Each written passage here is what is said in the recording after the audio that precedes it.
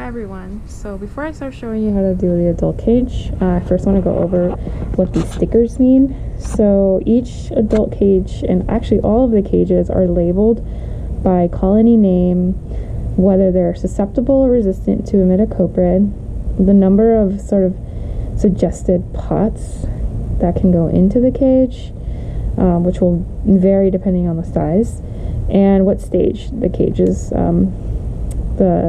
housing. So here is an adult cage. This is our VTM. It's the largest cage that we have in here. And so to go through all the steps for an adult cage, the first thing you would do is to search for eggs, as well as get rid of any old plants. And I usually do this at the same time, starting at the very left side of the cage. So I'm particularly looking for plants that are completely defoliated or don't have that many good quality leaves left on them. Those can be thrown out. But before you throw out the plant, you need to make sure that all or any adults are removed from the plant. And if there's any eggs, you might want to set it aside so that you can collect those eggs. So we're going to move this over here and continue looking for more eggs and removing more plants. Once you've done all that, you can move on to the centermost one. The centermost tray has sort of the medium level of consumed leaves.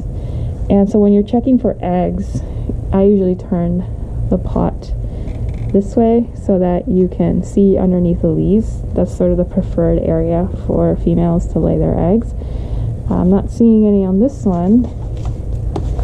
Usually they like good quality plants, but if you were to find some eggs, what you would do is sort of pick off the leaf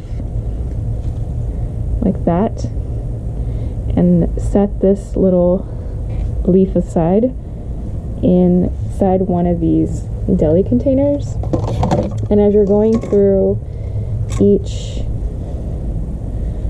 plant, I kind of like to have that container already there. And as I go through each plant, I turn it over, collect any eggs if I see any, and put it into the container. Always make sure that no adults are escaping while you're doing this, because they can and have done so in the past. So that's really important that we don't have escapees running around in the room.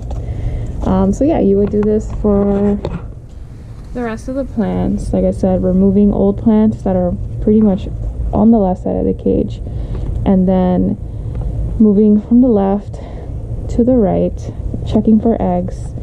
And you can keep sort of shifting over plants. This has been already done for today, but usually if a plant is sort of, I guess this is a good example here, it's on this side of the cage and it's already sort of eaten, I usually move it to the middle, and eventually this plant the next day will then get moved over here where there's more plants that have been sort of eaten more.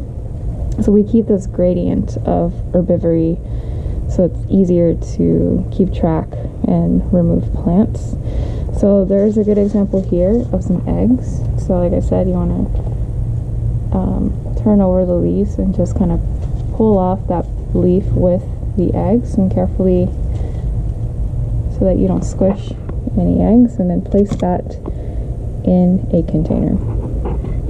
When you're done with this cage, you're gonna grab a watering can, which you can find on the table. You can use either the orange one or the green one, and you're gonna water each pot with not a lot of water, because they don't necessarily need tons, because then it'll sort of overflow, but they do need just a little bit to keep them over for the next day.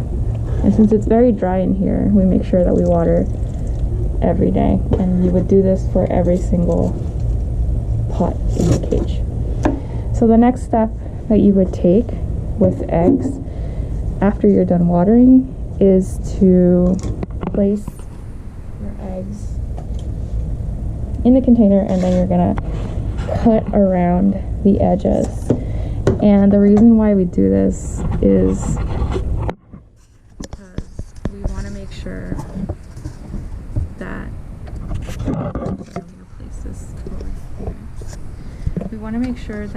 the leaves don't rot inside of these containers, and so we cut around the edges of the leaves with scissors. This one doesn't really need it because it's a small leaf, but if it was a larger leaf like this, then you just want to cut around the eggs and get rid of the excess leaves.